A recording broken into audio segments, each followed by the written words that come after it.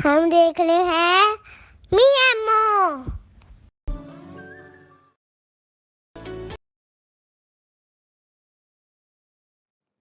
अस्सलाम वालेकुम मेरे प्यारे प्यारे छोटू मोटू टोटू मोटू बच्चों। ये कहानी है एक प्यासे चूटे की। जी जनाब, ये प्यासा चूटा प्यास बुझाने के लिए नदी के पास जाता है, मगर गलती से नदी में स्लिप करके गिर जाता है। चूंकि उस छोटे मियाँ को स्विमिंग नहीं आती, इसलिए वो डूबने लगता है। ना दूर खड़ा एक कबूतर देख रहा था। वो जानता है कि चूटे को स्विमिंग नहीं आती, इसीलिए वो एक पत्ता लेके जाता है और चूटे के पास जाके वो पत्ता नदी में फेंक देता है। चूटे मियाँ फौरन पत्ता पकड़ के फ्लोटिंग करने लग जाते हैं। दूर से प्यारी प्यारी मछलियाँ आती हैं, फ्लोटिंग करते हुए मज़े मज़े से उन मछलियों को देखते हुए किनारे की तरफ जाने लगते हैं। और किनारा आते ही चूटे साहब पत्ते को छोड़ के किनारे पे आ जाते हैं। याद रखना छोटे छोटे बच्चों, जब भी कोई मदद करे हमेशा उसका शुक्रिया अदा करना ज़रूरी होता है।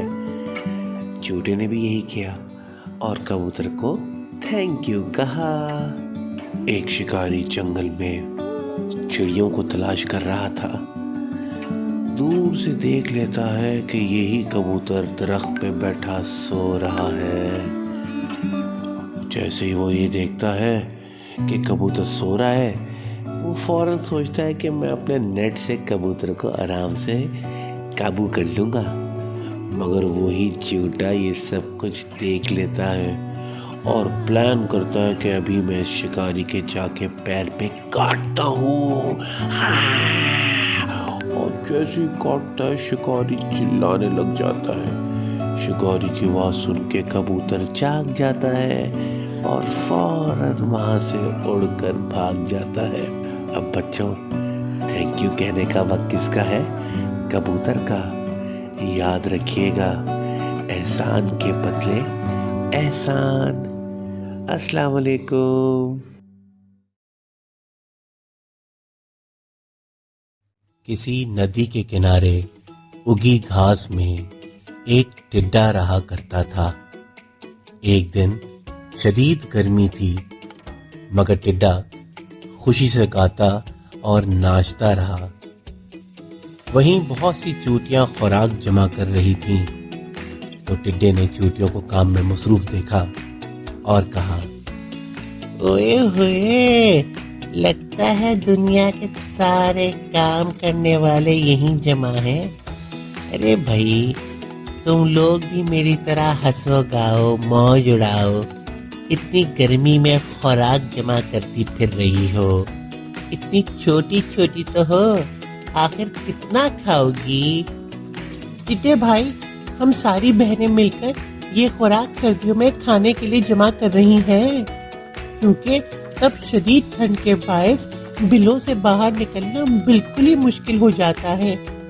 इसलिए हम भी आपको मशवरा देते हैं कि आप भी अभी कुछ जमा कर लें, ताकि सर्दियों में आपके साथ कुछ मसला ना हो जाए। मैं खूबसूरत हूँ, तुमको है क्या खबर, मुझसे जल रही ये सारी चूटियाँ। बहनों, अपना काम करो। इतनी भोंडी आवाज है टिड्डे भाई की।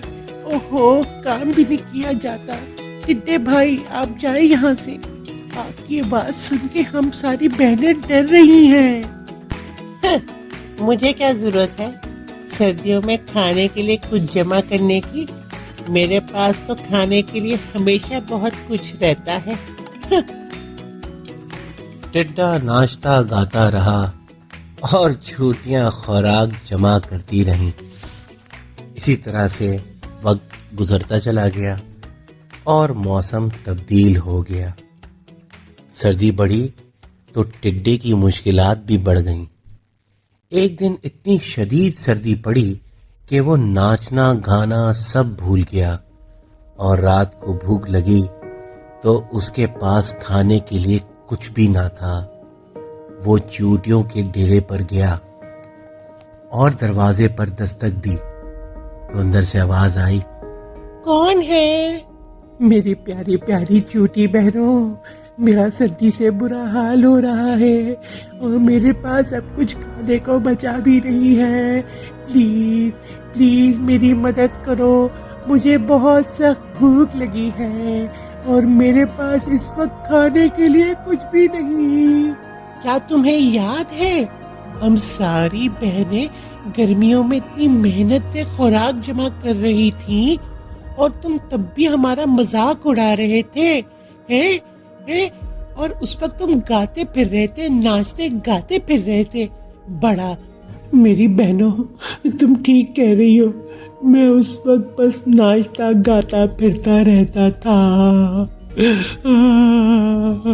بہت بڑی غلطی کر دی میں نے۔ تو جاؤ اب بھی ناچو گاؤ، اور اگر پیٹ بھرنا ہے تو کہیں اور جاؤ، کہیں اور جا کر خوراک تلاش کرو، ہمارے پاس نہ ہو اور ہمیں تنگ نہ کرو۔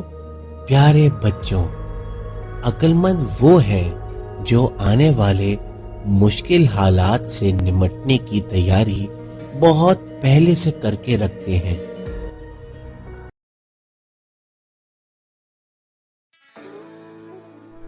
کسی گاؤں میں ایک غریب کسان رہتا تھا۔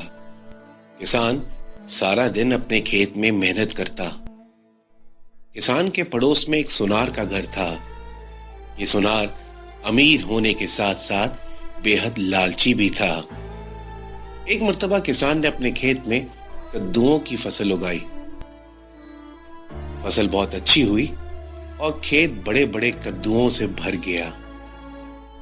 ایک کدو تو اتنا بڑا ہو گیا کہ اس جیسا کدو پہلے کسی نے نہیں دیکھا تھا۔ کسان بہت خوش ہوا اور اس نے سوچا کہ کیوں نہ یہ غیر معمولی کدو بادشاہ سلامت کو پیش کر دیا جائے۔ تو وہ اسے ایک گاڑی میں رکھ کر بادشاہ کے دربار میں لے گیا اور بادشاہ سے عرض کیا، جہاں پناہ کا وقار بلند ہو، حضور والا، میرے خیال میں یہ دنیا کا سب سے بڑا کدو ہے، اسے میں آپ کی نظر کرنا چاہتا ہوں۔ بادشاہ اس نایاب کدو کو دیکھ کر بہت خوش ہوا اور وزیر کو حکم دیا کہ اس کدو کے برابر جواہرات تول کر کسان کو دے دیا جائے۔ کسان نے ہیرے جواہرات بیچ کر نیا مکان اور ساز و سامان خرید لیا۔ سونار کو جب کسان کے دولت مند ہونے کا راز معلوم ہوا تو وہ حسد کی آگ میں جلنے لگا۔ آخر اسے ایک ترتیب سوجی اور اس نے سوچا کہ اگر میں اپنے بنائے ہوئے خاص زیور بادشاہ کی خدمت میں پیش کروں گا تو بادشاہ مجھے بہت دولت دے گا۔ اس نے اپنے بنائے ہوئے خاص زیور پوٹلی میں باندھے اور پوٹلی لے کر بادشاہ کی خدمت میں حاضر ہوا اور اس نے کہا، بادشاہ سلامت، میں یہ خاص زیور آپ کے حضور میں پیش کرنا چاہتا ہوں۔ بادشاہ نے اس کا تحفہ قبول کرتے ہوئے سوچا کہ اس کے بدلے میں اسے کیا انعام دیا جائے۔ اچانک اس کی نظر غیر معمولی کدو پر پڑی تو بادشاہ نے اسے کدو دیتے ہوئے کہا، میرے دربار کی سب سے نایاب چیز یہ کدو ہے جو ایک کسان لایا تھا، میں تمہیں یہی کدو عطا کرتا ہوں۔ سونار یہ سن کر بہت سٹپٹایا۔ اس نے لرزتی ہوئی آواز میں بادشاہ کا شکریہ ادا کیا اور گھر کی طرف چل دیا۔ اس کے ذہن میں یہ جملہ گونج رہا تھا، لالچ بری بلا ہے، لالچ بری بلا ہے۔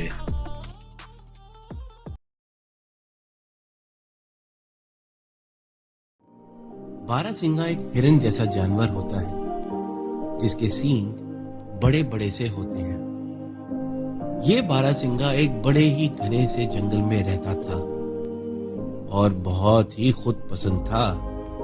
ہر وقت اپنی ذات میں ہی مگن رہتا، ساتھ ہی وہ یہ بھی سوچتا رہتا کہ نہ جانے وہ دوسروں کو کیسا دکھائی دیتا ہے، دوسرے جانور اس کے بارے میں کیا رائے رکھتے ہیں۔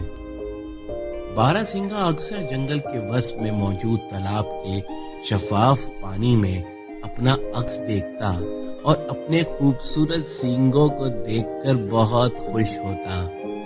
اسے اپنے سینگ بہت پیارے لگتے تھے۔ اس کا خیال تھا کہ اس کی ساری خوبصورتی ان بڑے بڑے اور شاندار سینگوں کی وجہ سے ہے، مگر دوسری جانب اس کی نظر جب بھی اپنی پتلی پتلی ٹانگوں پر جاتی وہ اداس ہو جاتا اور شکوہ کرتا کہ قدرت نے اسے اتنی پتلی پتلی ٹانگیں کیوں دیں، کاش میری ٹانگیں بھی زیبرا کی طرح موٹی موٹی ہوتی۔ مگر فوراً ہی یہ خیال اسے خوش کر دیتا کہ ٹانگیں موٹی نہ سہی، اس کے سینگ تو بہت خوبصورت ہے، پورے جنگل میں اتنے شاندار سینگ تو کسی کے بھی نہیں۔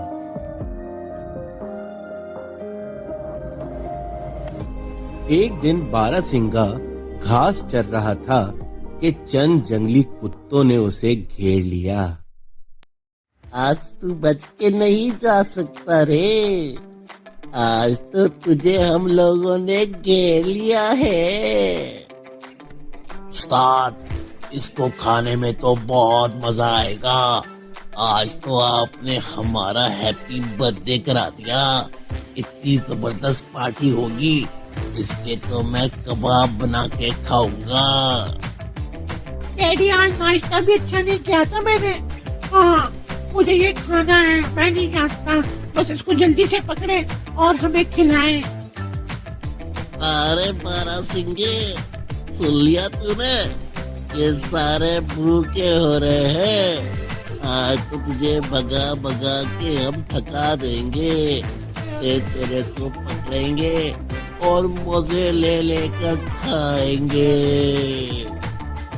جنگلی کتوں نے اپنا گھیرا تنگ کر دیا اور تنگ کرنے کے بعد باراسنگا پہ حملہ کر دیا، مگر باراسنگا بھی بڑا ہوشیار تھا، اس نے فوراً انہیں جھول دے کر ایک زور کی بڑی چھلانگ لگائی اور بھاگ نکلا۔ میرے پیارے بچوں، آپ تو جانتے ہی ہیں جنگلی کتے، وہ بھی بھوکے، وہ کب کسی شکار کا آسانی سے پیچھا چھوڑتے ہیں، اس لیے وہ بھی اس کے پیچھے دوڑ پڑے۔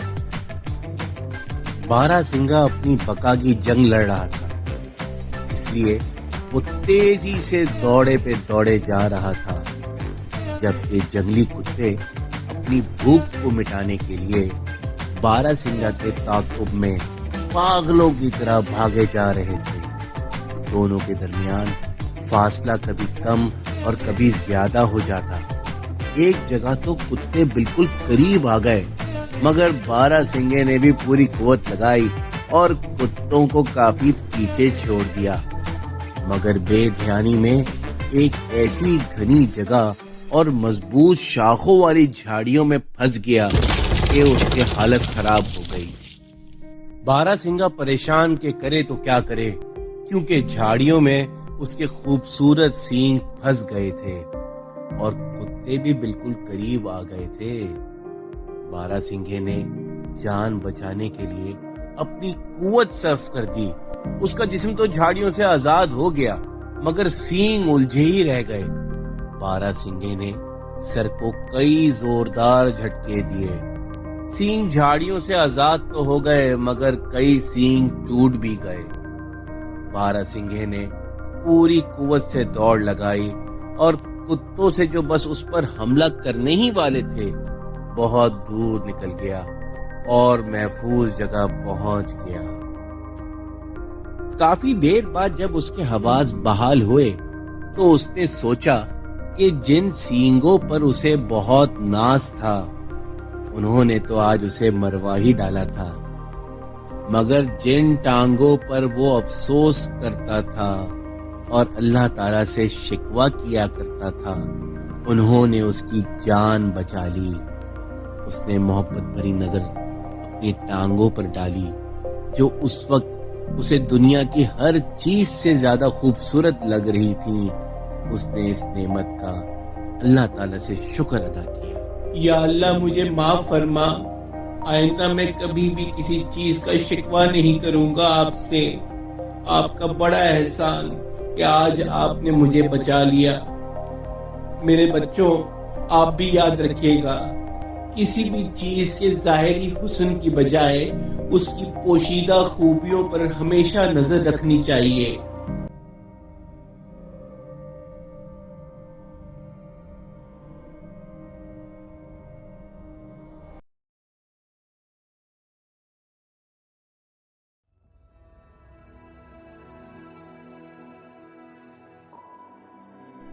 ایک کھیت کے قریب درختوں کی قطار میں ایک درخت تھا جس پر ایک ننھی سی چڑیا نے اپنا گھونسلہ بنا رکھا تھا۔ سال بھر یہ چڑیا ادھر ادھر دانا دنکا چگتی پھرتی، مگر جب موسم بہار آتا تو یہ گھونسلہ آباد ہو جاتا۔ اس گھونسلے میں اس سال اس نے 4 انڈے دیے۔ ان انڈوں پر بیٹھ کر گھنٹوں انہیں سیکتی۔ انڈوں کو سیکنے کی مدت ختم ہوئی تو ان انڈوں کے اندر سے 4 بچے نکلے۔ چڑیا قریبی کھیت پر اتر کر اپنا پیٹ بھرتی، پھر پھر سے اڑ کر اپنے 4 بچوں کو اپنی چونچ سے دانا کھلاتی۔ بچوں کو ہر وقت بھوک لگی رہتی تھی اور چڑیا تھوڑی تھوڑی دیر بعد انہیں دانا کھلاتی رہتی۔ اس کھیت کا مالک کسان ایک چھوٹے دل کا آدمی تھا۔ جب بھی وہ اس ننھی سی چڑیا کو اپنی کھیت میں چگتا دیکھتا تو اسے غصہ آ جاتا کہ میں تو محنت سے کھیت میں دن رات ایک کر کے فصل اگاتا ہوں اور یہ کمبخت چڑیا میری محنت پر دن دہاڑے ڈاکہ ڈال دیتی ہے۔ کسان اس کو پکڑنے کی فکر میں لگا رہتا۔ آخر ایک دن اس کسان نے چڑیا کو جال میں پھنسا ہی لیا اور اس کو پنجرے میں بند کر کر شہر کی طرف چل کھڑا ہوا تاکہ وہ بادشاہ سے انصاف طلب کر سکے۔ چڑیا بیچاری پنجرے کی سلاخوں سے سر مار رہی تھی اور کسان سے التجا کر رہی تھی کہ مجھے چھوڑ دو، میرے بچے بھوک سے بلک رہے ہوں گے، مگر کسان نے ایک نہ سنی۔ راستے میں کسان کو ایک آدمی ملا جس کی گاؤں میں دکان تھی۔ وہ شہر سے دکان کا سامان لا رہا تھا۔ ننھی چڑیا کی فریاد سن کر اسے بڑا ترس آیا۔ اس نے کسان سے کہا کہ بھائی کسان، میں تمہیں ایک جوڑی جوتے کی دے دوں گا، اس چڑیا پر رحم کھاؤ اور اسے آزاد کر دو۔ مگر کسان اپنی ضد پر اڑا رہا اور بولا کہ اب اس چڑیا کا اور میرا انصاف تو بادشاہ سلامت کے دربار میں ہی ہوگا۔ راستے میں اسے ایک اور تاجر ملا۔ ننھی چڑیا کی فریاد سن کر اسے بھی چڑیا پر رحم آ گیا۔ اس نے کسان سے کہا کہ بھائی کسان، تمہارے بھی بچے ہیں، اس چڑیا کو آزاد کر دو اور بدلے میں تم مجھ سے 2 سیر گڑ لے لو۔ مگر ظالم اور بے رحم کسان نے ایک نہ سنی۔ کسان چلتے چلتے شہر پہنچ گیا اور بادشاہ سلامت کے دربار میں حاضر ہو گیا۔ جب کسان کی باری آئی اور حکم ملا کہ وہ بیان کرے کہ اس کا مسئلہ کیا ہے، تو کسان نے اپنی شکایت بیان کری اور کہا کہ حضور والا، اب اس چڑیا کا اور میرا انصاف آپ ہی کیجیے۔ بادشاہ سلامت نے حکم فرمایا کہ کسان کو 5 اشرفیاں دی جائیں اور ننھی چڑیا کو فوراً آزاد کر دیا جائے۔ مگر یہ بے وقوف کسان اپنی ضد پر اڑا رہا۔ اس نے دوبارہ یہی بولا کہ مجھے انصاف چاہیے۔ بادشاہ سلامت نے حکم دیا کہ کسان کو 1 من اناج دے کر ننھی چڑیا کو آزاد کر دیا جائے۔ کسان اب بھی نہیں مانا تو بادشاہ سلامت کو غصہ آ گیا۔ بادشاہ نے اپنے عقل مند وزیر کو بلایا اور اس کے کان میں کچھ کہا۔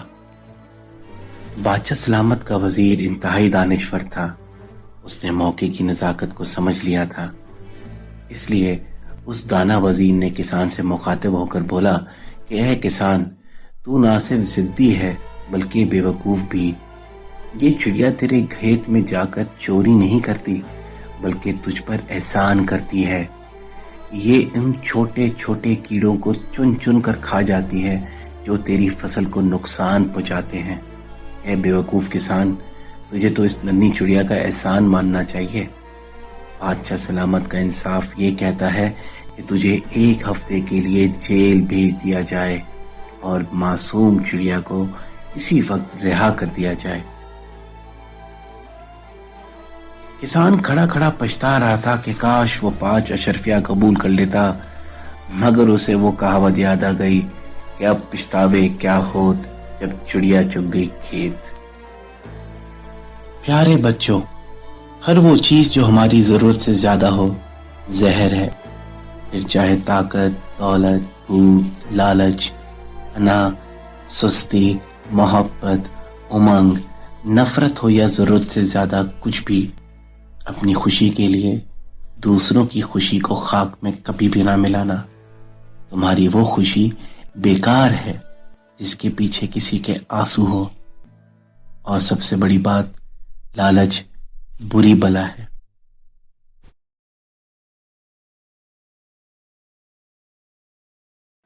اوپر دیکھو، اوپر دیکھو، الٹا کوا کائیں کائیں، الٹا کوا کائیں کائیں۔ اوہو، میری دنیا الٹی کیوں گھوم رہی ہے؟ بھوک لگی ہے کھانا دو، بھوک لگی ہے کھانا دو۔ ندی کنارے گونگا دیکھو، کیڑا کھا لو، کیڑا کھا لو۔ یہ کیسا کیڑا ہے؟ یہ تو پتھر ہے۔ گونگا ایک کیڑا ہوتا ہے، جلدی سے پکڑو اس کو ورنہ یہ کیڑا اپنے خول میں چھپ جائے گا۔ ٹھیک ہے، ابھی اسے اٹھا کے لے جاتا ہوں اور مزے مزے سے کیچپ ڈال کے کھاؤں گا۔ آجا گونگے، آجا گونگے، خول توڑ کے کھاؤں گا، خول توڑ کے کھاؤں گا، مزے لے لے کے کھاؤں گا گونگے۔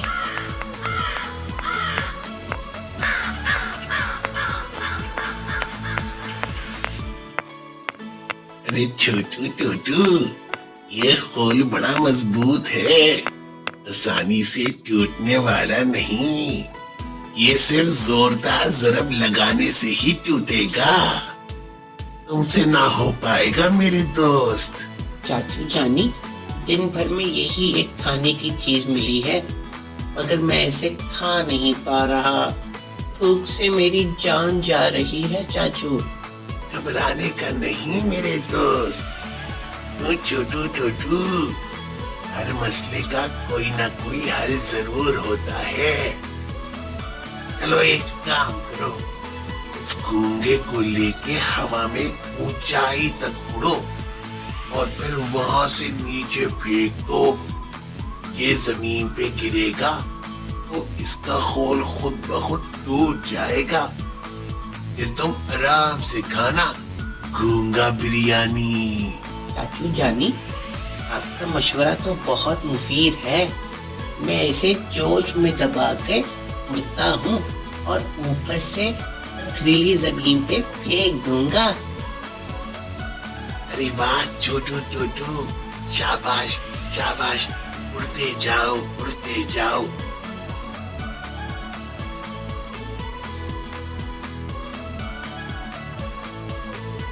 گونگے کو پھینک دو، ٹوٹ گیا خول۔ اس سے پہلے کہ چھوٹو ٹوٹو آ جائے میں اس کیڑے کو کھا جاتا ہوں، تھوڑا سا کیچپ اور کیڑا چٹپٹ چٹپٹ۔ مزہ آ گیا، چلو بھائی جلدی سے بھاگو۔ ارے یہ کیا، چاچو میرا کیڑا کھا گیا۔ چاچو چاچو کہاں ہو چاچو، مجھے بیوقوف بنا کے بھاگ گئے چاچو، میں اب چھوٹو ٹوٹو گوچو بن گیا۔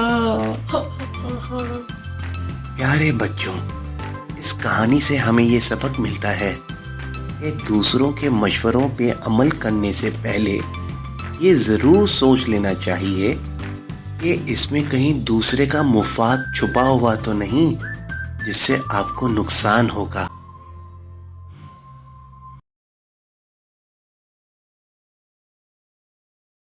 آج کی کہانی ہے ایک مرغے اور ڈوگی کی۔ مرغے کا نام تھا کوکو اور ڈاگی کا نام تھا مائلو۔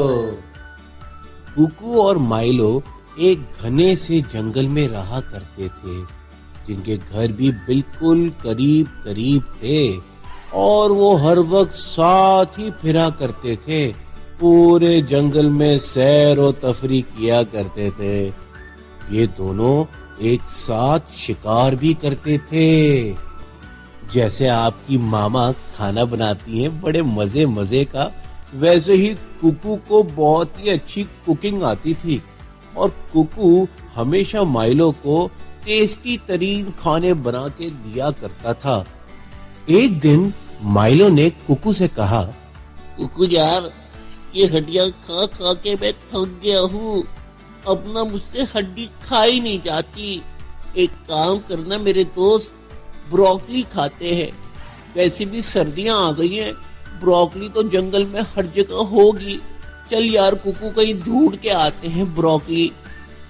مائلو میرے دوست، یار تم نا بہت بڑے ڈرامے باز ہو، جب دیکھو گھڑی گھڑی ڈراما کرتے رہتے ہو۔ روز تو اتنا اچھا مزے کا کھانا بنا کے دیتا ہوں تمہیں میں، اب اچانک سے بروکلی کی کیا لت لگا لی؟ چلو ٹھیک ہے، چلتے ہیں، دیکھتے ہیں کہاں ملتی ہے تمہاری بروکلی۔ پیارے بچوں، آپ لوگوں نے بھی بروکلی کھائی ہوگی، کتنی مزے کی ہوتی ہے نا۔ یہی سوچ کے کوکو اور مائلو جنگل میں ڈھونڈنے لگ جاتے ہیں بروکلی کو، اور ڈھونڈتے ڈھونڈتے کافی دور نکل جاتے ہیں۔ ارے کوکو یار، وہ دیکھ بروکلی وہاں ہے، چل یار کوکو بروکلی لے کے آتے۔ مائلو میرے دوست، مجھے لگتا ہے تجھے بہت زور سے بھوک لگی ہے، جب بھی اتنی جلدی تجھے بروکلی دکھ بھی گئی، بڑی یمی لگ رہی ہے۔ چلو اس کو کلیکٹ کرتے ہیں اور سب جمع کر کے گھر لے کے جائیں گے، ٹھیک ہے؟ کوکو اور مائلو اپنے اپنے بیگز میں بروکلی کو بھرنے لگ جاتے ہیں۔ بے خیالی میں اپنے گھروں سے کافی دور نکل آتے ہیں۔ وہ واپس گھر لوٹے تو راستے ہی میں رات ہو جائے گی۔ یہ سوچ کر کوکو ایک درخت کی اونچی شاخ پر سو جاتا ہے، اور مائلو اسی درخت کی جڑ میں موجود ایک چھوٹی سی کوہ میں ڈیرا ڈال لیتا ہے۔ کوکو اور مائلو اتنے تھکے ہوئے تھے کہ وہ بڑی بڑی اونچی خراٹوں کے ساتھ سوتے رہے، اور صبح بھی ہو گئی۔ صبح ہوتے ہی کوکو کی سب سے پہلے آنکھ کھلتی ہے، اور وہ دیکھتا ہے کہ سامنے سے ایک لومڑی آ رہی ہے۔ درخت کی شاخ پر کوکو کو سوتا دیکھا تو لومڑی کے منہ میں پانی بھر آیا۔ اس نے سوچا، اگر یہ مرغا میرے ہاتھ آ جائے تو ناشتے کا لطف دوبالا ہو جائے۔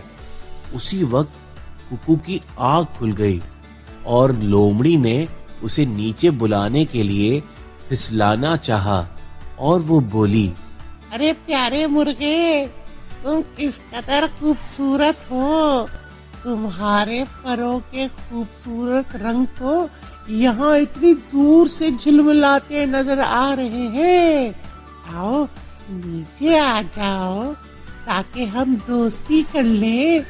تم جیسا پیارا دوست مل جائے، اس سے زیادہ خوشی کی بات میرے لیے اور کوئی نہیں ہو سکتی۔ کوکو سمجھ گیا کہ لومڑی کا یہ لاڈ پیار دکھاوے کا ہے۔ وہ اسی لیے اتنا لاڈ پیار دکھا رہی ہے تاکہ وہ نیچے آ جائے تو اس کو دبوچ کر کھا جائے۔ اسی لیے کوکو نے اوپر ہی سے کہا، لومڑی آنٹی، آپ بھی بہت خوبصورت ہیں، آپ سے دوستی تو میرے لیے بھی خوشی اور فخر کی بات ہوگی، بلکہ میرے دوست کے لیے بھی۔ وہ دیکھیں، وہ نیچے اسی درخت کی جڑ میں جو ایک چھوٹی سی کوہ ہے اس میں سو رہا ہے، آپ اسے پلیز جگا دیں، پھر ہم دونوں آپ سے دوستی کر لیں گے۔ لومڑی نے سوچا شاید درخت کی کوہ میں ایک اور مرغا سو رہا ہے۔ وہ خوشی خوشی گئی اور ککو کے دوست کو جگانے کے لیے آواز دی تو فوراً مائلو کی آنکھ کھل گئی۔ نیند میں خلل پڑنے پر وہ غضبناک ہو گیا اور غراتا ہوا کھو سے نکلا اور لومڑی آنٹی پر جھپٹ پڑا۔ لومڑی نے تو سوچا بھی نہ تھا کہ اس کھو میں مرغے کے بجائے ڈاگی ہوگا۔ وہ سخت خوفزدہ ہو کر بھاگ کھڑی ہوئی۔ لومڑی کے بھاگ جانے پر ککو درخت سے نیچے اتر آتا ہے، پھر مائلو کے ساتھ گلے لگ کر خوب خوشی سے باتیں کرتا ہے اور دونوں لومڑی آنٹی کا بہت مذاق اڑاتے ہیں۔ پھر ناشتے میں ککو مائلو کو بروکلی کا بڑا مزیدار سوپ بنا کر دیتا ہے۔ سوپ پینے کے بعد یہ دونوں دوست اپنے گھر کی طرف روانہ ہو جاتے ہیں۔ میرے پیارے بچوں، یاد رکھیے گا، طاقتور دوست کسی بھی خطرے اور آزمائش کے موقع پر بہت کام آتا ہے۔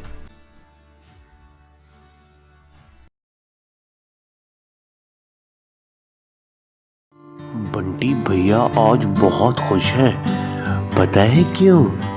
کیونکہ آج نکلی ہے دھوپ، وہ بھی بہت دنوں کے بعد۔ دھوپ کو دیکھ کر بنٹی بھیا اتنے خوش ہوتے ہیں کہ وہ اپنے دوست بنٹو کے گھر چلے جاتے ہیں۔ بنٹو بھیا بنٹی بھیا کو کہتے ہیں، چلو دوست، آج ہم باہر خوب کھیلتے ہیں۔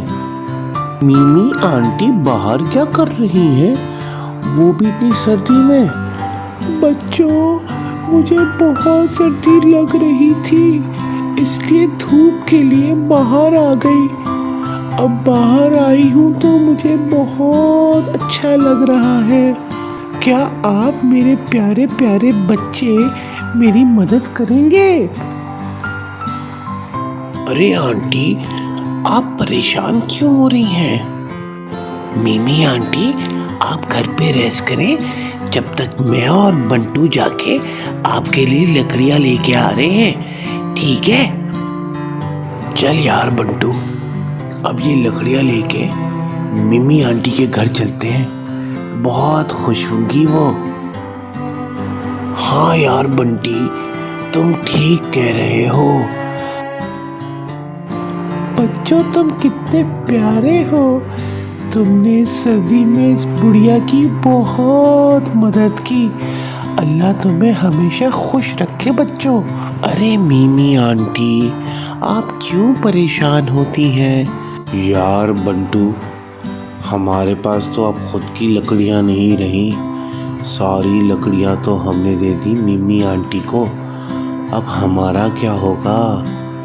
ارے یار بنٹی، پریشانی کی کیا بات ہے، یہیں پہ دیکھتے ہیں، ہمیں اپنے لیے کوئی نہ کوئی لکڑی ضرور مل جائے گی۔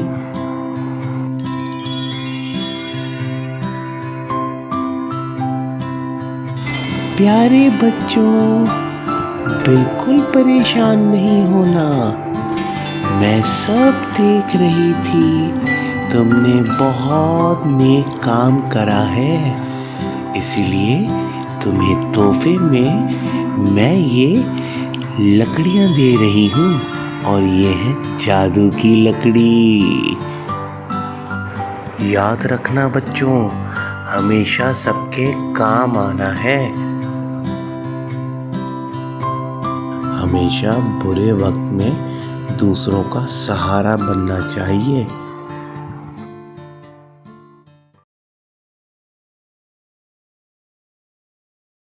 موٹو بکرو بھوک سے پاگل ہو رہا تھا۔ ارے وہ دیکھو، ہری ہری گھاس، ارے یار، گھاس کھانے ندی کے اس پار جانا ہوگا۔ موٹو بکو کو اپنے دادا کی بات یاد آ جاتی ہے، جنہوں نے سمجھایا تھا کہ اس سے پہلے 2 بکرے ایسے ہی لڑے تھے اور ندی میں گر گئے تھے، اس لیے وہ کہتا ہے، ٹھیک ہے کوکو، تم چلے جاؤ، میں تمہارے جانے کے بعد خود سے چلا جاؤں گا۔ پیارے بچوں، چھوٹی چھوٹی بات پہ لڑنا بری بات ہوتی ہے۔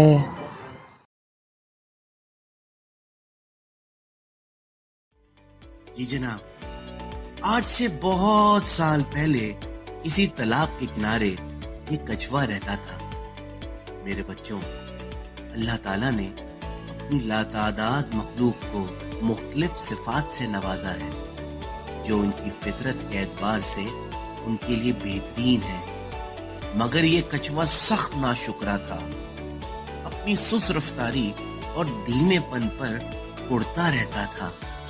کسی کو تیز دوڑتے دیکھتا تو افسردہ ہو جاتا، کسی کو میٹھی آواز میں بولتے سنتا تو جل جاتا۔ ایک روز وہ سر اٹھائے آسمان کی طرف دیکھ رہا تھا کہ اس کی نظر ایک عقاب پر پڑی جو بڑی شان سے فضا میں پرواز کر رہا تھا۔ کچھوے کو عقاب کا یہ انداز بہت اچھا لگا اور اس کے دل میں بھی اسی طرح پرواز کرنے کی خواہش پیدا ہوئی۔ اس نے پختہ ارادہ کر لیا کہ خواہ کیسے بھی صحیح وہ اڑنا ضرور سیکھے گا۔ تھوڑی ہی دیر میں وہ عقاب نیچے اترا اور تالاب کے قریب ہی ایک ٹیلے پر آ کر بیٹھ گیا۔ کچھوا اس کے قریب پہنچا اور کہنے لگا، اوئے ہوئے عقاب بھائی، ماشاءاللہ ماشاءاللہ، واہ، اس قدر شاندار پرندے ہیں آپ، اور آپ کی پرواز کتنی شاندار ہے۔ میرا دل چاہتا ہے کہ میں بھی آپ کی طرح کھلی فضا میں اڑوں۔ پلیز مجھے بھی اڑنا سکھا دیں، پلیز۔ عقاب نے چونک کر کچھوے کو دیکھا، اس کی بات غور سے سنی اور دنگ رہ گیا اور حیرت سے بولا، ارے کچھوے میاں، کیا بات کرتے ہو یار؟ تم کیسے اڑ سکتے ہو یار؟ نہ تو تمہارے بازو ہیں اور نہ پر۔ کیوں ایسی باتیں کرتے ہو یار؟ کیوں دماغ خراب کر رہے ہو؟ کچھوے نے اس کی کہی انسنی کر دی اور اڑنا سیکھنے کی ضد کرتا رہا۔ عقاب نے دیکھا کہ کچھوا کسی صورت مانتا ہی نہیں تو اس نے اسے پنجوں میں دبایا اور خاصی بلندی پر لے جا کر یہ کہہ کر چھوڑ دیا کہ اپنے بازو تیزی سے چلائے۔ کچھوے نے ایسا ہی کیا مگر کوئی فائدہ نہ ہوا۔ وہ فضا میں کلا بازیاں کھاتا زمین کی طرف گرتا چلا گیا اور پھر وہی ہوا جو ہونا تھا۔ کچھوا اوپر سے پھینکے گئے کسی پتھر کی طرح زمین پر گرا، مگر خوش قسمتی سے جہاں گرا وہاں ایک جھاڑی تھی۔ ہاتھوں پیروں پر معمولی خراشوں کے علاوہ کوئی چوٹ نہ لگی اور جان بچ گئی۔ اس کے بعد کچھوے نے اڑنے سے توبہ کر لی۔ پیارے بچوں، یاد رکھیے گا، اللہ تعالیٰ نے جس کو جیسا بنایا وہی اس کے لیے بہتر ہے، اسی لیے دوسروں کی نکالی میں ہمیشہ نقصان ہی ملتا ہے۔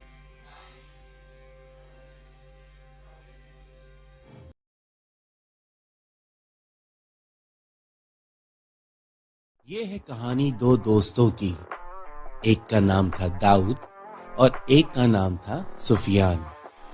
وہ ایک دوسرے سے بہت محبت کرتے تھے اور ایک دوسرے کا بے حد خیال بھی رکھتے تھے۔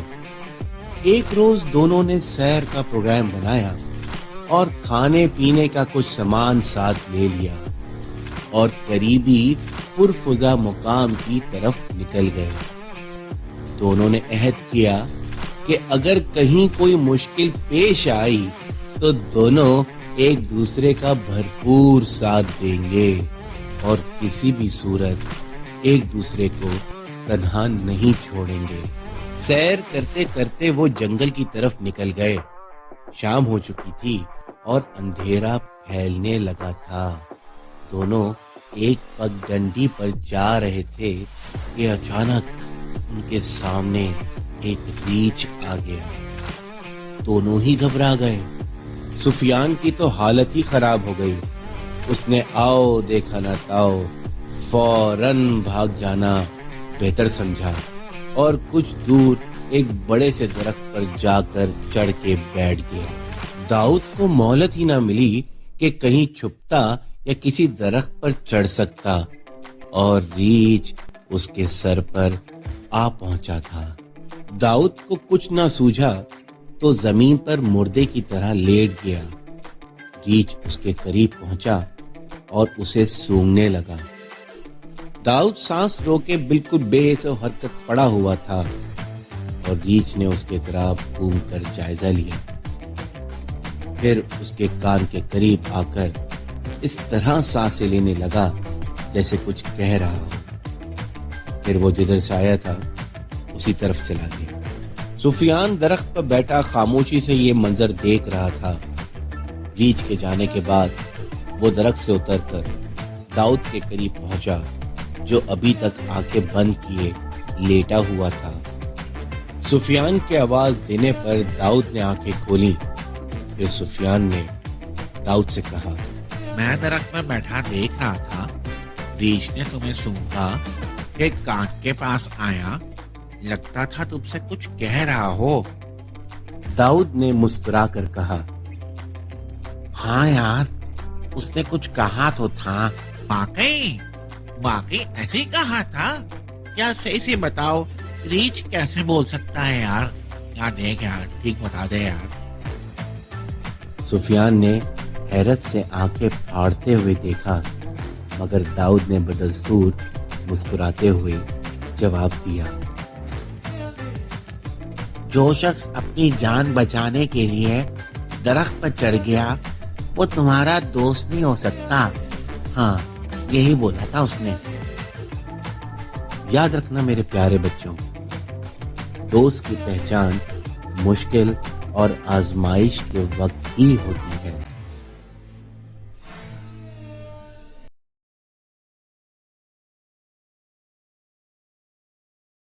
एक गांव में एक बुढ़िया रहती थी।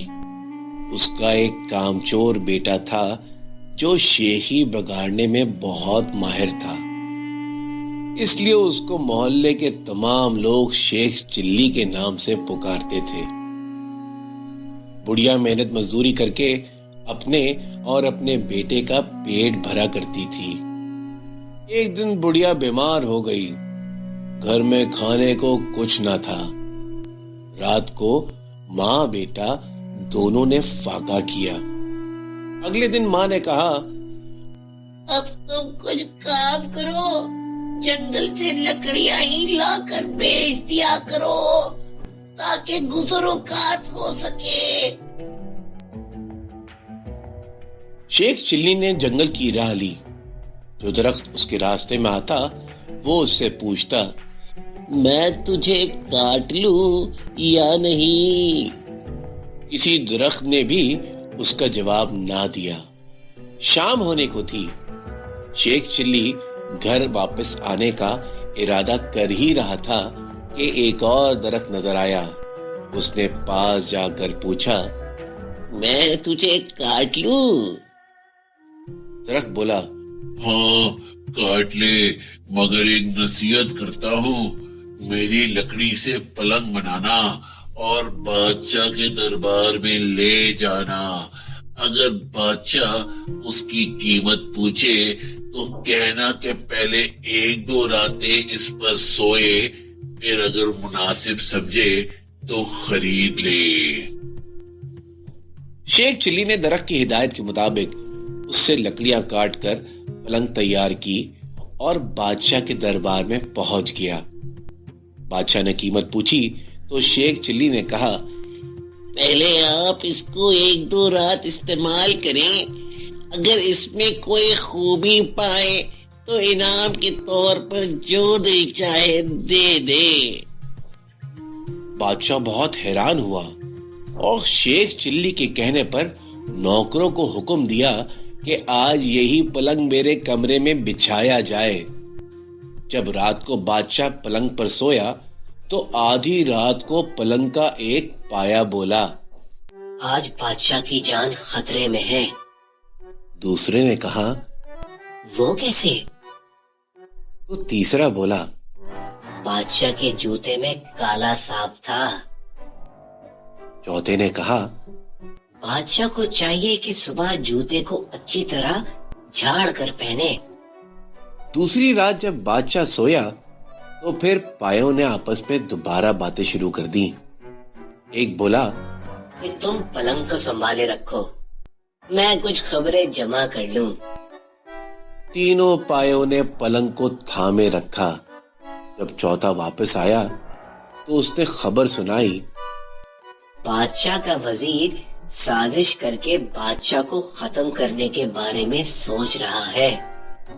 फिर दूसरा पाया गया और वो खबर लाया, बादशाह की बीवी वजीर से मिलकर बादशाह को जहर देना चाहती है। तीसरे पाए ने तजवीज पेश की, बादशाह को चाहिए कि वजीर को मरवा दे। और चौथा पाया भी गया और वो ये खबर लेके आया, बादशाह को जो दूध सुबह पीने को दिया जाएगा उसमें जहर होगा। बादशाह ये सब कुछ सुन रहा था। सुबह उठकर जब उसे दूध दिया गया तो उसने उसको पीने से इनकार कर दिया और अपने पालतू कुत्ते को पिला दिया। कुत्ता उसे पीते ही मर गया। बादशाह को अब यकीन हो चुका था कि उसका वजीर और बीवी दोनों मिलकर उसकी जिंदगी खत्म करना चाहते हैं। बादशाह ने वजीर को मरवा दिया और अपनी बीवी को महल से निकाल दिया।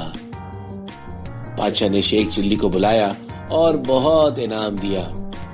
शेख चिल्ली अब मालदार हो गया और लोग उसे शेख चिल्ली के बजाय शेख साहब कहने लगे।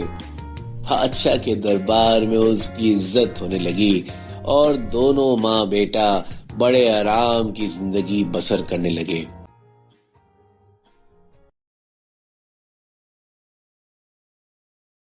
वो बचपन था जब शाम भी हुआ करती थी, अब तो सुबह के बाद सीधी रात हो जाती है। प्यारे बच्चों, आज हम आपको उमरो यार की कहानी सुनाएंगे।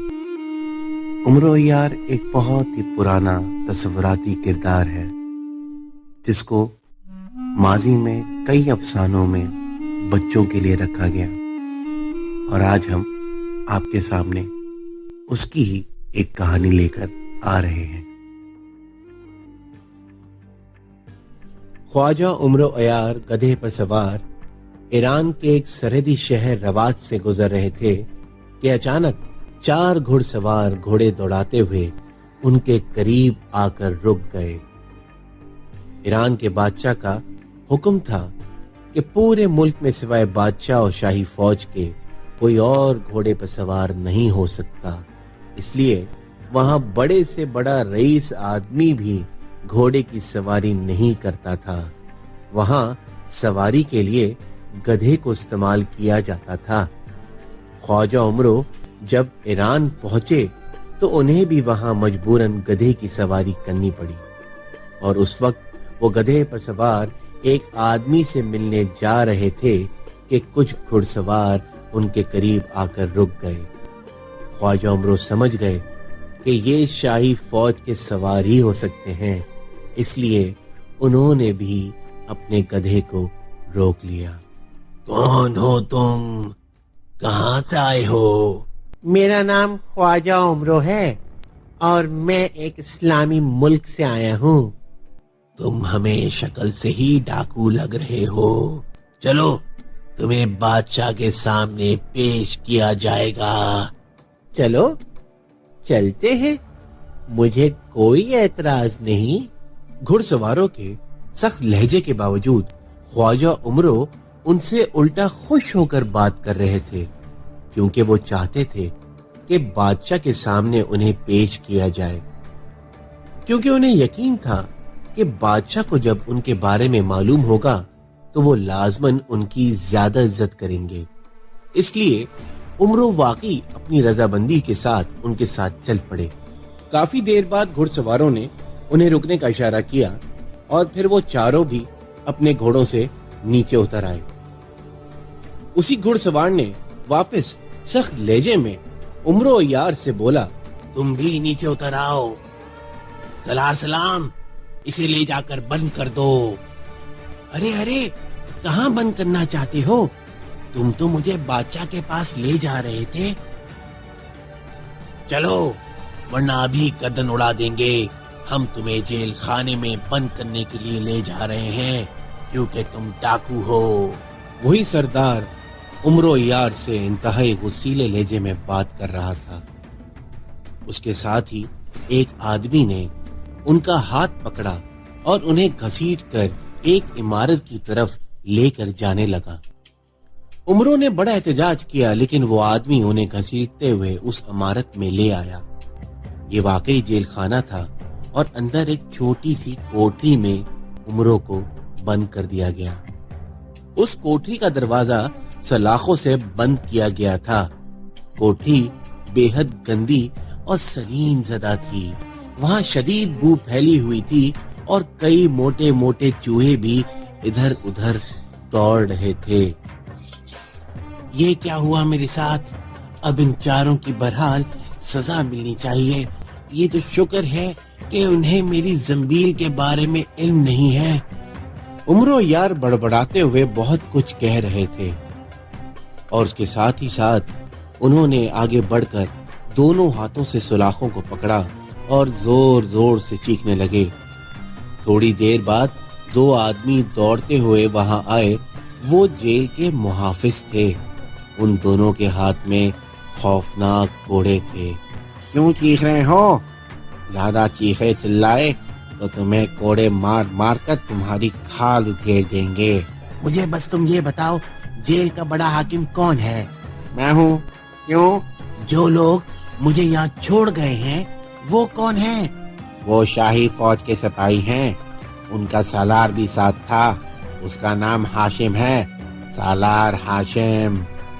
उसकी रिहाइश कहाँ है? तुम क्यों पूछ रहे हो? हम तुम्हारे गुलाम हैं कि तुम्हारे सवालों के जवाब देते रहें। मेरी बात गौर से सुनो। मेरा नाम ख्वाजा उमरो है और मैं सरदार अमीर हमजा का खास दरबारी हूँ और बादशाह सलामत के पास सरदार अमीर हमजा का खसूसी पैगाम लेकर जा रहा था कि इस सालार हाशिम ने मुझसे रिश्वत तलब की और मेरे इनकार पर वो मुझे जबरदस्ती यहाँ कैद कर गया। इसलिए अगर तुम अपनी जिंदगी बचाना चाहते हो तो बादशाह सलामत तक मेरी बात पहुंचा दो, फिर मुझे छोड़ दो। वरना जैसे ही बादशाह सलामत को पता चला तो वो यहाँ खुद आएंगे और मुझे छुड़वा कर साथ ले जाएंगे और फिर इस सालार हाशिम और उसके साथियों समेत तुम भी मारे जाओगे। हमारे बादशाह अगले महीने यहाँ का दौरा करेंगे तो तुम्हें उनके सामने पेश कर दिया जाएगा। उससे पहले मुमकिन नहीं है, समझ रहे हो ना तुम? और अब अगर तुमने शोर मचाया तो खाल उधेड़ दूंगा तुम्हारी। तुम जैसे कई लोग ऐसे ऐसी जगहों से आते हैं कि मैं क्या बताऊं, और सब के सब अपने आप को बादशाह का करीबी जाहिर करते हैं। झूठे कहीं के। जेल के हाकिम ने ये सारी बातें कही और वापस मुड़ गया। उसका साथी भी उसके पीछे चला गया तो उमरो यार ने अब खुद ही कुछ करने का फैसला कर लिया। उसने जंबील में से चादर सुलेमानी निकालकर ओढ़ ली और एक बार फिर जोर जोर से चीखें मारना शुरू कर दी। कुछ देर बाद वो हाकिम और उसका साथी दोनों गुस्से से चीखते हुए वहां पहुंचे और वो साथ साथ गुस्से में हवा में कोड़े भी उड़ा रहे थे। मगर जैसे ही वो अंदर देखते हैं तो वहां कोई भी दिखाई नहीं देता। उनके चेहरों पर इंतहाई हैरत के तासुरात उभर आए, क्योंकि कोठरी का ताला बाहर लगा हुआ था और दरवाजा बंद था और कोठरी उन्हें अंदर से खाली नजर आ रही थी। ख्वाजा उमरो ने चादर सुलेमानी ओढ़ी भी थी, इसलिए वो उनकी नजरों से ओझल थे। अरे यार, ये क्या हुआ? ये कहाँ चला गया और कैसे चला गया? अबे अब क्या होगा? हाकिम ने इंतहाई हैरत भरे लहजे में कहा और उसके साथ ही उसने अपनी कमर से बंधा हुआ चाबियों का गुच्छा निकाला और फिर एक चाबी की मदद से उसने ताला खोलकर कुंडा हटाया और फिर दरवाजा खोलकर वो दोनों अभी अंदर दाखिल हुए ही थे कि उमरो यार جس نے چادر سلیمانی اوڑھ رکھی تھی خاموشی سے چلتا ہوا کھلے دروازے سے باہر نکل آیا، اور اسی طرح وہ چلتا ہوا اس جیل خانے کی عمارت سے باہر آ گیا، لیکن باہر آنے کے باوجود اس نے چادر سلیمانی نہیں اتاری، بلکہ اسی طرح وہ چادر سلیمانی اوڑھے ہوئے چلتے رہے۔ ان کا رخ شاہی محل کی طرف تھا، جس کے گنبد انہیں دور سے دکھائی دے رہے تھے۔ تھوڑا سا سفر طے کرنے کے بعد وہ شاہی محل کے بڑے دروازے پر پہنچ گئے۔ انہوں نے دیکھا کہ وہاں بہت سے لوگ آ جا رہے تھے جو اپنی شکلوں سے حکیم دکھائی دے رہے تھے۔ خواجہ عمرو نے ایک طرف رک کر چادر سلیمانی اتاری اور اسے واپس اپنی زنبیل میں ڈال کر آگے بڑھ گئے۔ رک جاؤ، کون ہو تم؟ یہاں کیا ہوا ہے؟ یہ حکیم کیوں آ جا رہے ہیں؟ شہزادی دل بہار کے چہرے پر سفید نشان ابھر آیا ہے، جس کی وجہ سے شہزادی کا چہرہ بے حد بدنما لگنے لگا ہے، اس لیے مختلف ملکوں کے حکیم علاج کے لیے آ رہے ہیں۔ لیکن تم کون ہو میاں، اور کہاں سے آئے ہو؟ میں سردار امیر حمزہ کا درباری حکیم ہوں، میرا نام خواجہ عمرو ہے اور میں شہزادی کی بیماری کا علاج کر سکتا ہوں۔ عمرو نے کہا تو دربار نے فوراً ہی اس بارے میں اطلاع اندر بھجوا دی، جس پر بادشاہ سلامت نے اسے بلوا لیا اور اسے حکم دیا کہ جب دوسرے حکیم نا امید ہو کر واپس چلے جائیں تو خواجہ عمرو کو پیش کیا جائے۔ اس لیے خواجہ عمرو کو ایک علیحدہ کمرے میں بٹھا دیا گیا۔ کمرے میں بیٹھنے کے بعد خواجہ عمرو نے اپنی زنبیل میں سے بولنے والی گڑیا نکالی اور اس کے سر پر انگوٹھا رکھ کر دبایا تو گڑیا کی آنکھیں انسانوں جیسی ہو گئیں۔ اے بولنے والی گڑیا، مجھے بتاؤ کہ شہزادی دل بہار کو کیا بیماری ہے اور اس کا کیا علاج ہے؟ خواجہ صاحب، شہزادی کو برس کی بیماری ہے، جس کا علاج ایک پھول ہے جو بصرہ نامی ملک کے نواحی علاقوں میں واقع ہے، اور وہاں ایک ویران باغ بھی موجود ہے۔ اس پھول کا رنگ سرخ ہے اور اس کے اندر سنہری رنگ کی لکیریں ہیں۔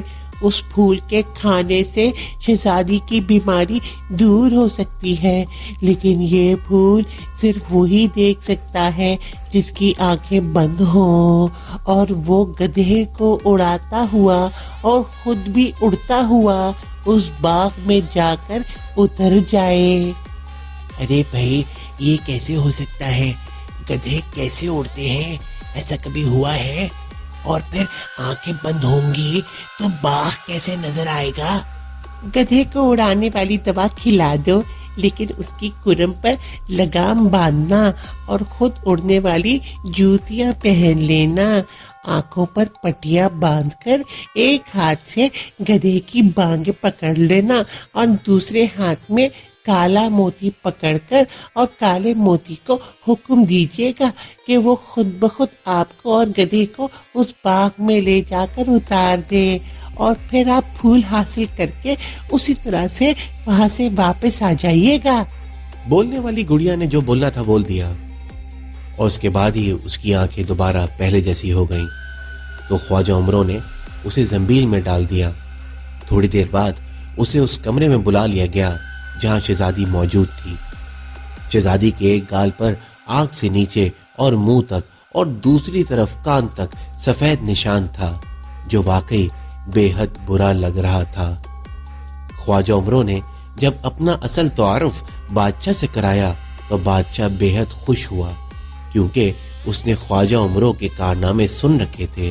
اس لیے اس نے اپنے فوراً خزانچی کو بلایا اور کہا کہ خواجہ عمرو کو 10 تھیلیاں اشرفیوں سے بھر کر دے دو، اور ساتھ ہی وعدہ کیا کہ اگر شہزادی صحت یاب ہو گئی تو ایسی 100 تھیلیاں دے گا۔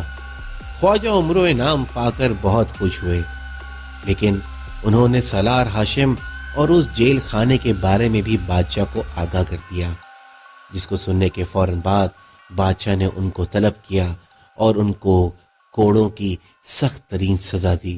اپنی سزاؤں کا سن کے وہ خوف سے تھر تھر کانپنے لگے ان کے وہم و گمان میں بھی شاید یہ نہ تھا کہ خواجہ عمرو اتنا بڑا آدمی ہوگا۔ جب خواجہ عمرو نے ان کی حالت دیکھی تو اس سے نہ صرف انہیں معاف کر دیا بلکہ بادشاہ سے بھی سفارش کی کہ انہیں چھوڑ دیا جائے، اور بادشاہ نے عمرو کی بات مان لی۔ وہ سب یہ سب جاننے کے بعد خواجہ عمرو کے پیروں پہ گر پڑے۔ خواجہ عمرو نے کہا کہ اسے اس کا گدھا واپس کیا جائے، تو تھوڑی دیر بعد ہی اس کا گدھا وہاں لایا گیا۔ خواجہ عمرو نے گھوڑے کی لگامیں منگوائیں اور گدھے کے پیٹ سے باندھ کر وہ گدھے کو لے کر محل سے باہر آیا، اور ایک ویران علاقے میں پہنچ کر اس نے زنبیل میں سے اڑنے والی دوا نکالی اور گدھے کا منہ کھول کر اس نے چند قطرے گدھے کے حلق میں ڈال دیے۔ اس کے ساتھ ہی اس نے ایک بڑی سی لیکن پتلی پٹی لگا کر اپنی آنکھوں پر باندھ لی، اور پھر اپنی جوتیاں نکال کر پہن لی۔ پھر اس نے زنبیل میں سے سیاہ موتی نکال کر اسے ایک ہاتھ میں پکڑ لیا۔ سیاہ موتی، مجھے اور میرے گدھے کو بصرہ نامی ملک کے ویران باغ میں لے جا کر اتار دو، عمرو نے کہا، اور اس کے ساتھ ہی اس نے لگام کھینچی تو گدھا ڈھینچو ڈھینچو کرتا ہوا فضا میں اڑنے لگا۔ ساتھ ہی خواجہ عمرو بھی جادو کی جوتیوں کی وجہ سے اڑنے لگے۔ انہیں نظر تو کچھ نہ آ رہا تھا، لیکن کالا موتی ان کی رہنمائی کر رہا تھا کیونکہ وہ ان کے ہاتھوں میں تھا۔ اس لیے انہیں یقین تھا کہ وہ باغ میں صحیح سلامت اتر جائیں گے۔ گدھا مسلسل ڈھینچو ڈھینچو کر رہا تھا، لیکن بہرحال وہ کسی پرندے کی طرح اڑتا چلا جا رہا تھا۔ کافی دیر بعد اس کا رخ نیچے کی طرف ہوا تو عمرو صاحب کو سمجھ میں آیا کہ اب وہ نیچے آ گئے ہیں، اس لیے انہوں نے باغ پکڑنے کے لیے اس کو نیچے اترنے کا اشارہ دیا۔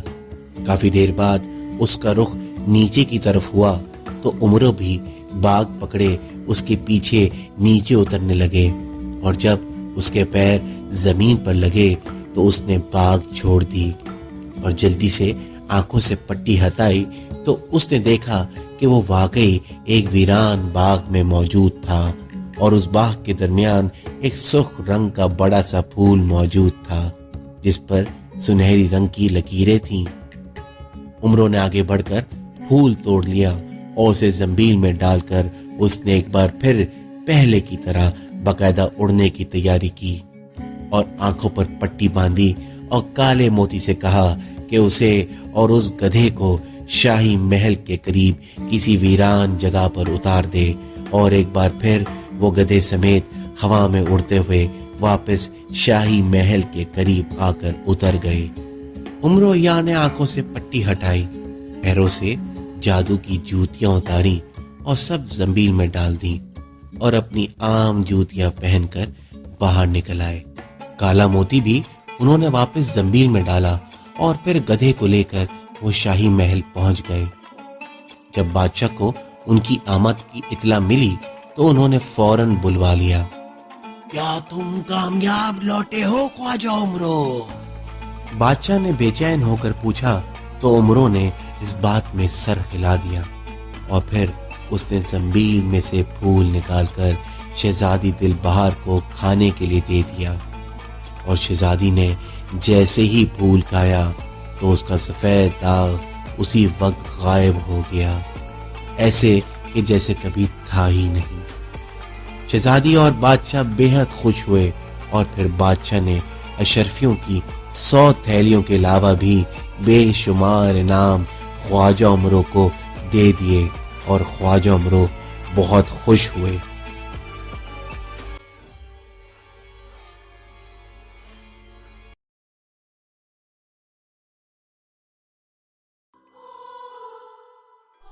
جب بارش ہوتی تھی تو میں اکثر اپنا بستر اٹھا کر چھت پر سونے چلا جاتا تھا، کیونکہ اس میں سونے کا مزہ ہی کچھ اور ہے۔ وہ بھی ایک گرمیوں کی رات تھی، سب گھر والے چھت پر سو رہے تھے۔ اچانک رات کو بارش ہونے لگی تو سارے اپنی چادریں تکیے سنبھالے نیچے بھاگے، مگر میری عادت تھی کہ میں نیچے کی چٹائی اوپر ڈال کر سوتا رہتا جب تک بارش زور نہ پکڑ لیتی، کیونکہ مجھے ایسا بہت اچھا لگتا۔ اس رات بھی سارے گھر والے نیچے چلے گئے اور میں اکیلا چٹائی ڈالے سوتا رہا۔ غنودگی میں تھا کہ اچانک مجھے 2 بلیوں کی زور سے لڑنے کی آوازیں آئیں۔ لڑتے ہوئے ان کی آوازیں بہت بری لگ رہی تھیں۔ وہ لڑتے ہوئے چھت کی 4 دیواری پر دوڑ رہی تھیں اور آوازیں اتنی بھیانک تھیں کہ پوچھیے مت۔ ان کی رونے کی آوازیں سن کر میں بے چینی میں جاگ گیا۔ پہلے سوچا کوئی جوتا اٹھا کر ان کو بھگا دوں، پھر سوچا کہ میں اندھیرے میں جوتا کہاں ڈھونڈوں گا، تھوڑی دیر بعد خود ہی لڑ کر تھک جائیں گی تو چلی جائیں گی۔ اچانک خاموشی ہو گئی۔ میں دوبارہ غنودگی میں چلا گیا۔ ایک بلی کی زوردار چیخ میری چارپائی کے عین نیچے سے آئی اور میں اچھل پڑا۔ میں نے چارپائی کے نیچے جھانکا مگر وہاں کچھ نہیں تھا۔ ادھر ادھر نظر دوڑائی مگر وہاں کوئی بھی نہیں تھا۔ میں نے سوچا کہ شاید میرے اٹھتے ہی اس نے 7 والے گھر میں چھلانگ مار دی ہو۔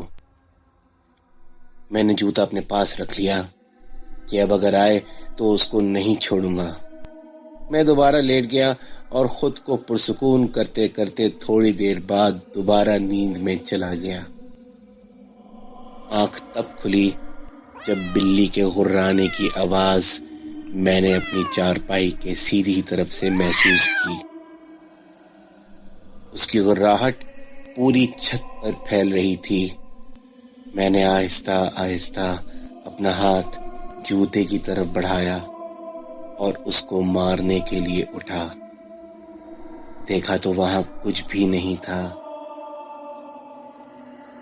لیکن وہ غراہٹ اب مجھے اپنی بائیں طرف سے آ رہی تھی۔ میں اچانک بائیں طرف پلٹا تو وہی آواز مجھے دائیں طرف سے آنے لگی۔ اب وہ آواز کبھی دائیں طرف کبھی بائیں طرف سے آنے لگی۔ کبھی دور جاتی ہوئی وہ آواز آتی تو کبھی قریب سے آنے لگتی۔ اچانک شدید خوف میرے بدن میں دوڑ گیا۔ میری پنڈلیاں اور پیر سن ہو گئے۔ مجھے لگا کچھ گڑبڑ ہے۔ اچانک میں نے دیکھا کہ ایک سیاہ بلی دیوار پر بیٹھی سرخ آنکھوں سے مجھے گھور رہی تھی۔ اس کی آنکھیں انگاروں کی طرح دہک رہی تھیں۔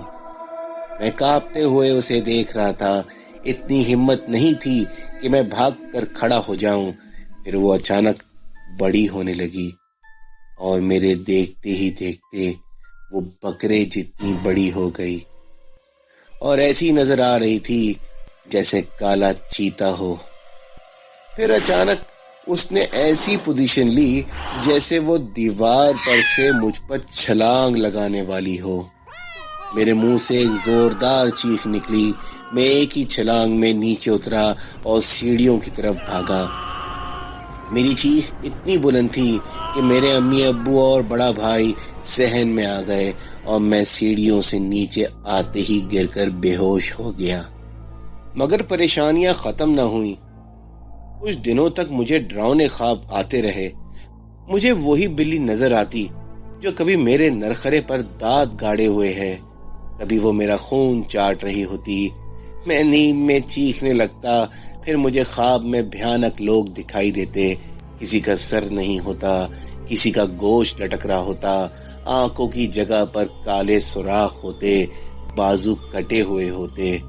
میں بیمار رہنے لگا، کمزور ہوتا گیا۔ ڈر کے مارے میں گھر سے باہر نہیں نکلتا۔ پھر مولوی صاحب دم کرنے آتے، مجھے پانی پلایا جاتا۔ میری والدہ ہر وقت مجھ پر سورہ یاسین پڑھ کر پھونکتی۔ افاقہ تو ہوتا تھا مگر پھر وہی حالت ہو جاتی، بیٹھے بیٹھے چیخے مار کر بے ہوش ہو جاتا۔ ایک روز میں بیٹھا پڑھ رہا تھا کہ کسی کام سے کمرے میں اپنی امی کے پاس گیا۔ مجھے ایک دم ڈر سا لگا تھا۔ میں اپنی امی کے پاس گیا کہ وہ مجھ پر کچھ پڑھ کر پھونک دیں۔ میری امی میری طرف پیٹ کیے الماری کھولے کپڑے طے کر رہی تھیں۔ میں نے امی کو پکارا مگر انہوں نے مجھے جواب نہیں دیا۔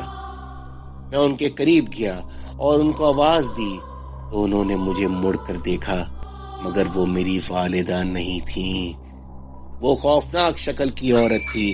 اس کا رنگ تانبے جیسا تھا, آنکھیں اس کی سرد اور منہ کا دہانہ بڑا تھا. وہ ہاتھ پھیلائے ہنسی چلے جا رہی تھی اور مجھے اپنی طرف بلا رہی تھی. اس کے دانت چمک رہے تھے.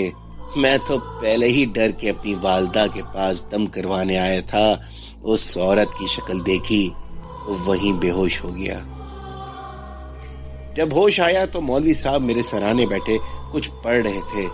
میرے ابو شدید پریشانی میں بیٹھے تھے اور مولوی صاحب کے پوچھنے پر ان کو میں نے ساری بات بتائی تو وہ سوچ میں پڑ گئے. پھر اس طرح کے واقعات میرے علاوہ میرے گھر کے دوسرے افراد کے ساتھ بھی پیش آنے لگے. کبھی باتھ روم کا دروازہ اندر سے بند ہوتا, پانی کی آوازیں آنے لگتی. تھوڑی دیر بعد دروازہ کھل جاتا لیکن اندر کوئی ہوتا. ایک بار ہم سب رات کو ٹی وی دیکھ رہے تھے کہ بجلی کا بٹن ٹھک سے اوپر ہوا اور بلب بجھ گیا. ایک بار میری امی کی چارپائی کمرے کے بیچ میں کسی نے کھینچ کر دور کر دی جب وہ سوئی ہوئی تھی. چیزیں ہم ایک جگہ رکھتے مگر ہمیں ملتی وہ دوسری جگہ سے. گھر کا ہر فرد ڈرا سہما رہنے لگا تھا. کوئی میرے ساتھ نہیں بیٹھتا تھا. سارے بہن بھائی مجھ سے گھن کھانے لگے تھے. کوئی میرے منہ پر تھوکنا بھی گوارا نہ کرتا تھا. کالج میں دوست دور رہنے لگے تھے. کئی بار ہم دوست بیٹھے ہوتے تو میری پھنگی خود بخود بجنے لگتی جس کی وجہ سے میں بے حد شرمندہ ہو جاتا. ہمارے گھر کا سکون غارت ہوئے 7 مہینے ہو گئے تھے. میں اپنی حالت سے اتنا تنگ ہوا کہ دل کرا کچھ کر بیٹھوں.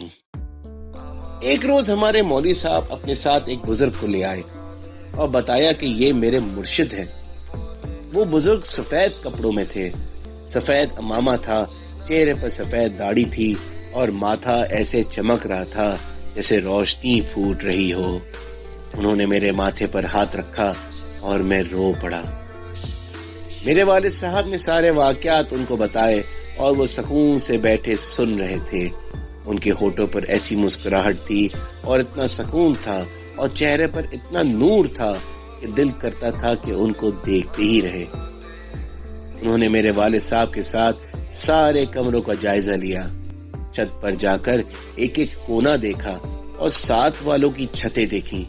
ہمارے گھر میں محلے کی عورتوں کا رش لگ گیا جو ان سے پانی دم کروانے آ گئی تھیں. وہ میرے قریب آ کر بیٹھ گئے اور انہوں نے اپنے دائیں پیر کا انگوٹھا میرے ماتھے کے درمیان میں رکھ ڈالا اور اپنی آنکھیں بند کر کے کچھ پڑھنے لگے. مجھے ایسا لگا جیسے کوئی میری کھال کو کھینچ رہا ہو.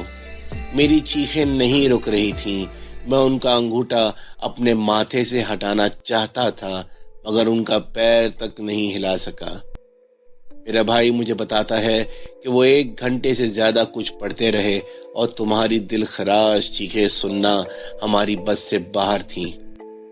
تبھی ہم نے دیکھا کہ تم بزرگ کو پیٹنے کی کوشش کر رہے ہو مگر آہستہ آہستہ تم پرسکون ہوتے چلے گئے.